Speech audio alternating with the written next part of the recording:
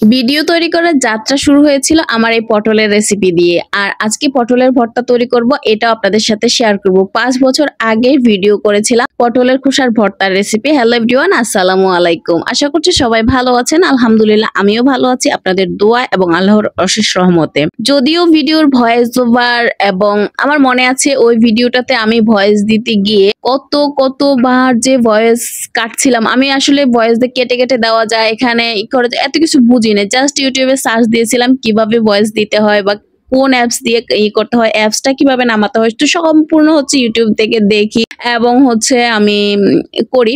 কিন্তু আসলে সেভাবে করা যায় না, এত ভয়ে ভয়ে ভয়েস দিছিলাম। অবশ্যই এই ভিডিওর কমেন্ট বক্সে আমি আমার ওই ভিডিওটার লিংক দিয়ে দিব, তবে ওইটা আমার চ্যানেলে আপলোড করা, পেজে আমি আপলোড করি নাই, তারপরেও দিব।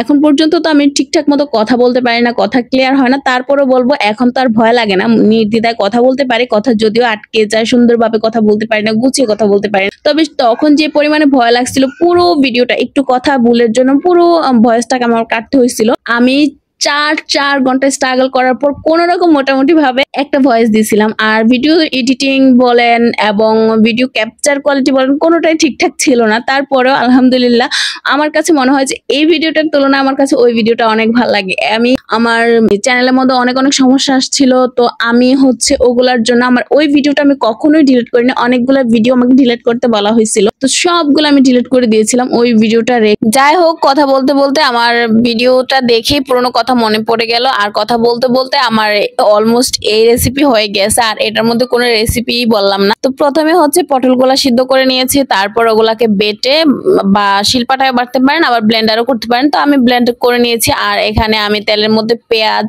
রসুন বাটা হালকা দিয়ে কষিয়ে নিয়েছি। এর মধ্যে হলুদ লবণ মরিচের গুঁড়া দিয়ে কষিয়ে নিয়েছি ভালো করে। আর এখন পেস্টটা দিয়ে দিলাম, আর সাথে দুটা রসুন দিলাম। আর তার সাথে কিন্তু আমি শীতল দিয়েছি, সেটা আপনারা দেখতে পাচ্ছেন কি জানি না। আর শীতলটা সম্পূর্ণ হাতে তৈরি করা আর কি। আর এটার মধ্যে আপনার বিভিন্ন রকমের শুটকি ছিল, সবগুলো একদম মানে ওই যে ছোট মাছের শুটকি আর কি। এগুলা সবকিছু নিচের হাতে তৈরি করা, আর এগুলো আমার বোন আমাকে তৈরি করে দিয়েছে। আর এটা আমি ফ্রিজে রেখে দিয়েছিলাম, যেহেতু এটা হাতে তৈরি করে এটার মধ্যে পোকাচোকা হওয়ার সম্ভাবনা একটু বেশি থাকে, আর তার জন্য এটা আমি ফ্রিজে রেখে দিয়েছিলাম। আর অনেক বেশি শক্ত ছিল, তো এটাকে খুচিয়ে টুচিয়ে ভেঙে দিয়ে দিয়েছিলাম। আর সবকিছু দেওয়ার পর এখন জাস্ট এটাকে শুকিয়ে নিব।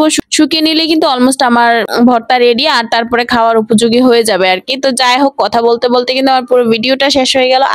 আজ এ পর্যন্তই। সবাই ভালো থাকবেন, সুস্থ থাকবেন, আমাদের জন্য দোয়া করবেন, আর অবশ্যই আমার ভিডিওটা দেখতে কিন্তু ভুলবেন না। আল্লাহ হাফেজ, বাই বাই।